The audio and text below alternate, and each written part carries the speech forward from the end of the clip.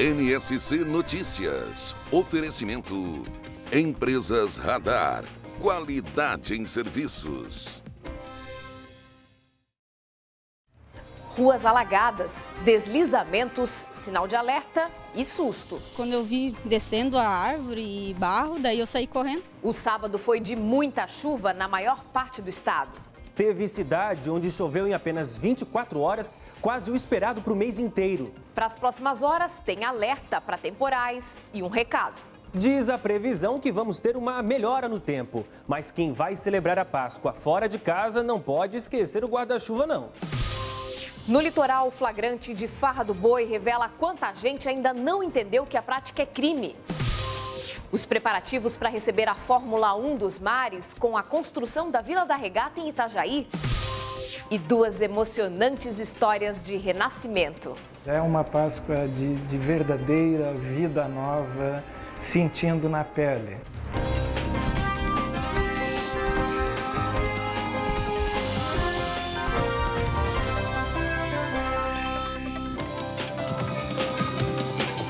Boa noite. Choveu muito em várias cidades do estado e o solo, que já estava encharcado em alguns pontos, começou a ceder. Na Grande Florianópolis, mais de 30 pessoas tiveram de deixar as casas. A chuva forte começou na madrugada e continuou por toda a manhã. Em Tijucas, na Grande Florianópolis, ruas da região central ficaram alagadas e casas ilhadas. Essas imagens foram feitas pelos moradores que precisaram usar um motor para drenar a água. Em Biguaçu, a chuva trouxe muito transtorno. Perto do meio-dia, a BR-101 ficou alagada em vários trechos, formando filas quilométricas. Neste condomínio de 120 apartamentos, parte do muro do estacionamento desabou. Por pouco, esses carros não caíram no barranco. Mesmo assim, tiveram que ser retirados com a ajuda de um guincho. Ninguém se feriu, mas o susto foi grande. Muito assustado, todos os moradores. A gente não esperava porque o empreendimento é um empreendimento novo, né? De acordo com a Defesa Civil, 22 pessoas ficaram desalojadas na cidade. Aqui em São José, a chuva também causou vários estragos. Esse bairro Boa Vista foi um dos mais atingidos. Foram registrados vários deslizamentos de terra. 3 casas tiveram que ser interditadas. 12 pessoas tiveram que deixar suas casas. Uma delas foi a da Fernanda, grávida de 6 meses. O barranco cedeu e a terra veio abaixo. Ela e o marido tiveram que sair correndo. Quando eu vi descendo a árvore e barro, daí eu saí correndo. Daí foi na hora que caiu tudo atrás, né? A parede de trás da casa. Parte do muro da garagem da casa da Sheila também desabou com a quantidade de água que desceu pelo morro. Caiu no portão, né? Daí as vizinhas ajudaram a tirar o portão, tudo pra gente poder sair de dentro de casa, né? Como o solo está muito encharcado e não para de chover, a Defesa Civil está em alerta e monitorando as áreas de risco. A família do Daniel está assustada, por isso ninguém vai dormir em casa essa noite. Não tem como ficar ali por causa de uma árvore que está suspensa ali, mas... Você não vai dormir aqui hoje, então? Ah, não, que não. Essa noite não. Também choveu forte no Vale do Itajaí, agora há pouco, no final da tarde. Em 3 horas, choveu na região mais de 80 milímetros. Para se ter uma ideia, o esperado para abril é de, em média, 100 milímetros. Ruas da região central ficaram alagadas e a Defesa Civil monitora as encostas onde tem risco de deslizamento. Também teve alagamentos em Timbó, Indaial e em Gaspar. E agora o Douglas está aqui para explicar para a gente o que está acontecendo com o tempo aqui em Santa Catarina, né, Douglas? Boa noite. Onde choveu mais nas últimas horas? Boa noite, Thalita. Boa noite para todo mundo. Choveu muito em várias cidades da Grande Florianópolis, mas a cidade onde mais choveu não fica aqui.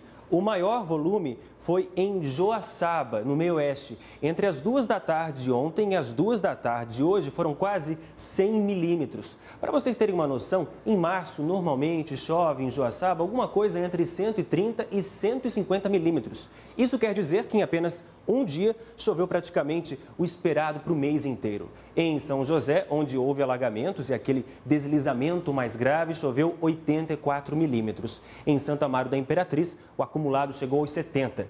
O que chama a atenção, gente, é que pela manhã nós não tivemos volumes altos de chuva. Mas por que tantos transtornos? Porque a gente vem de uma semana molhada, o solo está bastante encharcado e aí qualquer chuva provoca o que a gente viu ali na reportagem. E eu aviso, nas próximas horas pode chover forte de novo, em pouco tempo.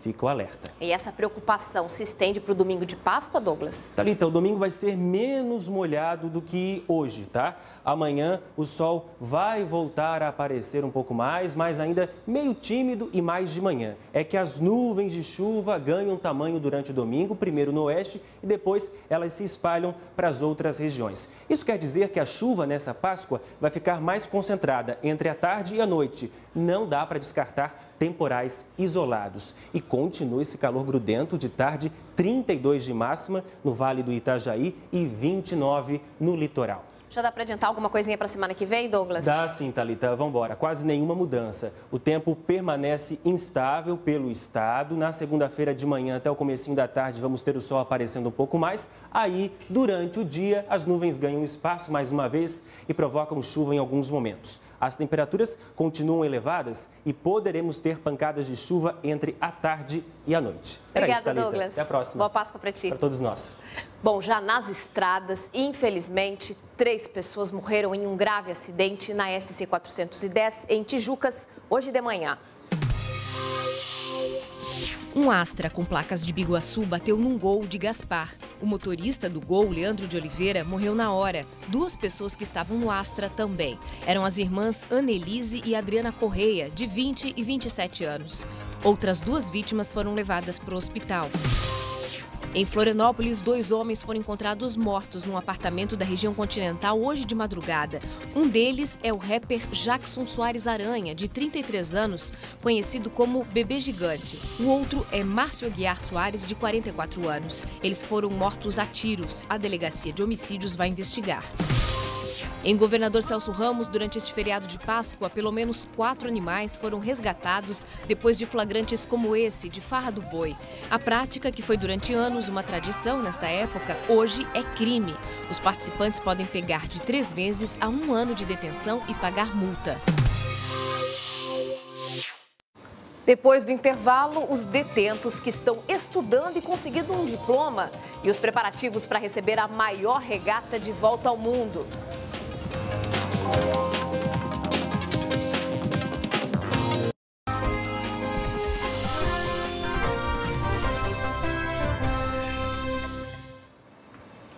Em Itajaí, o feriado é de preparativos para receber a maior regata de volta ao mundo. Os velejadores devem chegar em Santa Catarina no próximo dia 6 de abril. O evento é considerado a Fórmula 1 dos mares. Enquanto os velejadores cruzam o litoral argentino, no Brasil, mais de 400 pessoas transformam a recepção dos barcos numa mega estrutura. E o que mais impressiona os brasileiros é a rapidez. Este prédio levou apenas 3 dias para ficar pronto. E a maioria dessas pessoas circulando por aqui é gringa. A equipe de organização internacional da Volvo Ocean Race reúne 19 nacionalidades. E como se entendem? Inglés, que es el idioma universal, y cuando trabajamos con gente local que no sabe hablar inglés y trabajamos bien con gestos, la mímica.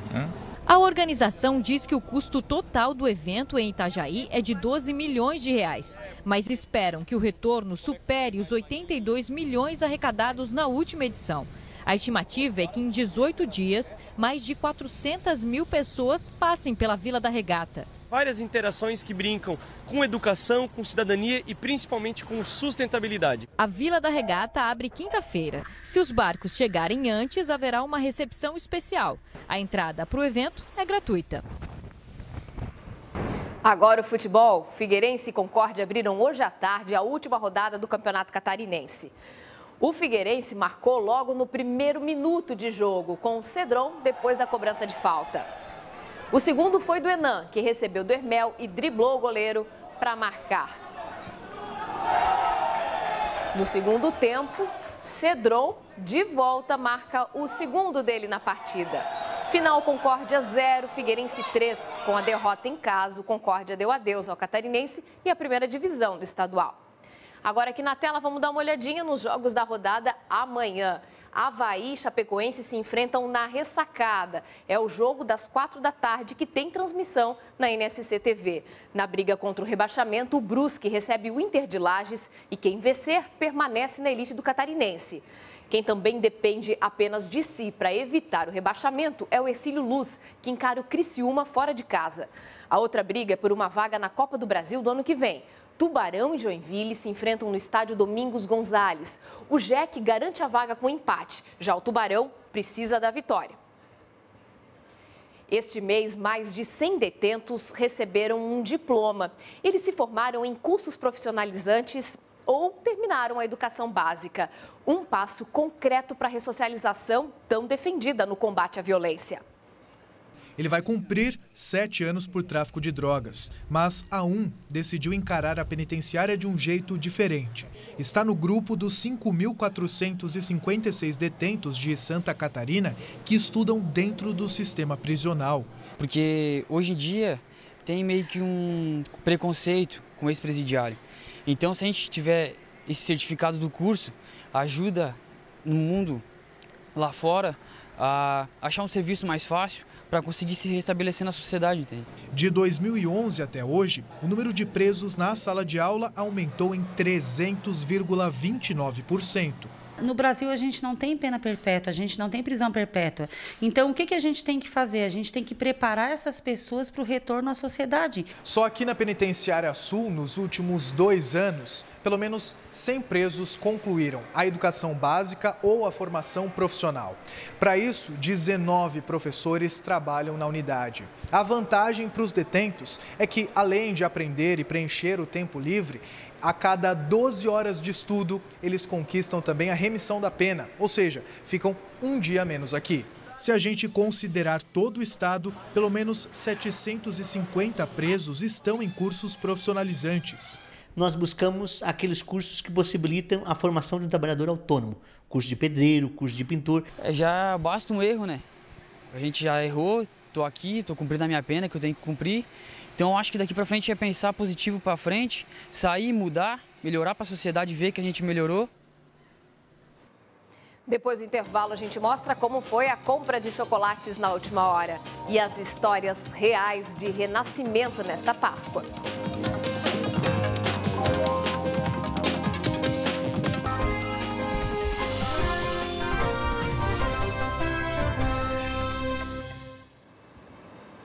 Não tem jeito, todos os anos a cena se repete. Supermercados cheios e as prateleiras de chocolates vazias. É aquela famosa compra de última hora para garantir o gostinho doce da Páscoa. Os expositores estão quase vazios. Nesse supermercado de Joinville eram mais de 10 mil ovos e agora tem bem pouco. A gente não encontrou o que a gente queria, né? A gente queria algumas coisas que agora não tem mais, mas... vamos caçar, vamos ver se a gente acha agora. Tá acabando, né? Chegar na última hora assim mesmo. Hoje o movimento foi intenso nos mercados, em busca dos ovos, das caixas, barras e dos pacotes de bombons. Para todo mundo, ninguém fica sem.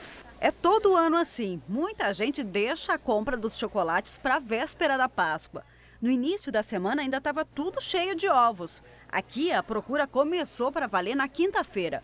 Quem se adiantou garantiu os pedidos, principalmente dos filhos. Sempre tem algum diferente que eles querem, né? Então, o básico já foi garantido, né?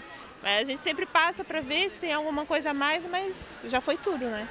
Para não sobrar nada, nesse sábado muitas marcas começaram a fazer promoções. Esse ovo aqui, por exemplo, estava uns R$33, agora está saindo por R$24. Tinha 200 no começo do dia, agora ó, só tem 2. Se mesmo com desconto sobrar alguma coisa, na segunda-feira os ovos são quebrados e enviados de volta para a fábrica. Porque barato não chega a ficar, é aquela história. Se comparar com a barra, o ovo com o mesmo peso é geralmente 4 vezes mais caro. Mas muito consumidor não abre mão do simbolismo. As outras coisas juntam, um bombonzinho, alguma coisa, mas um ovo faz diferença na cestinha, né? Para muita gente, a Páscoa não é apenas chocolate. Há quem pense que a morte não é o fim, mas o recomeço. Justamente nesse mês da Páscoa, em um hospital de Blumenau, todas as famílias que perderam alguém fizeram assim. Todas autorizaram a captação de órgãos, permitindo uma nova vida a quem precisa de uma doação. E é mostrando esse exemplo de renascimento que a gente encerra o NSC Notícias de hoje. Uma boa noite e feliz Páscoa para você.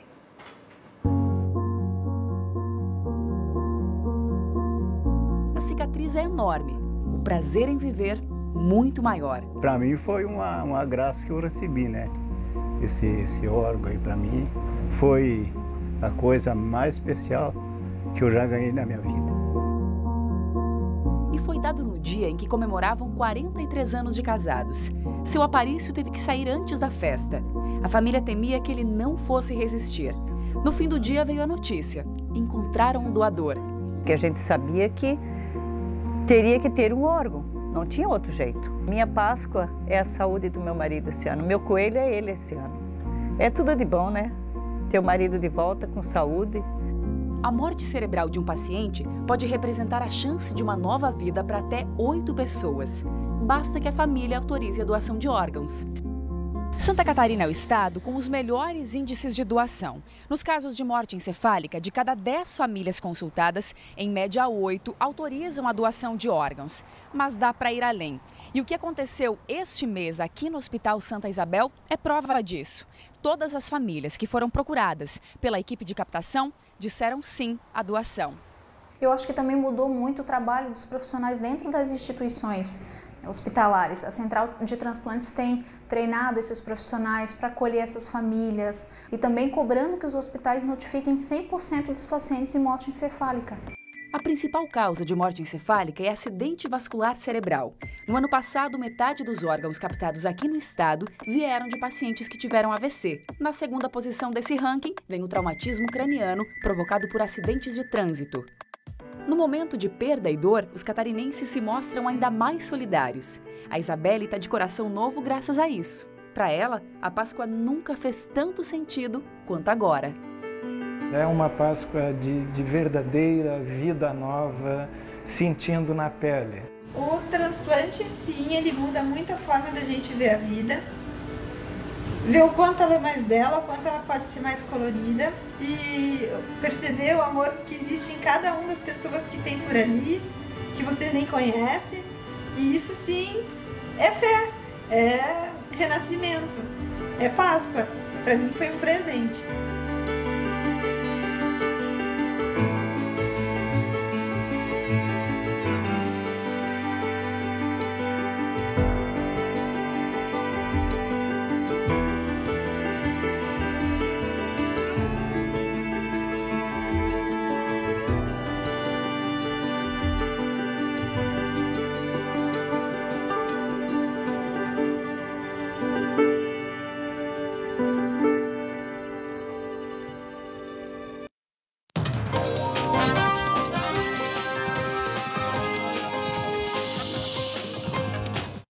NSC Notícias. Oferecimento.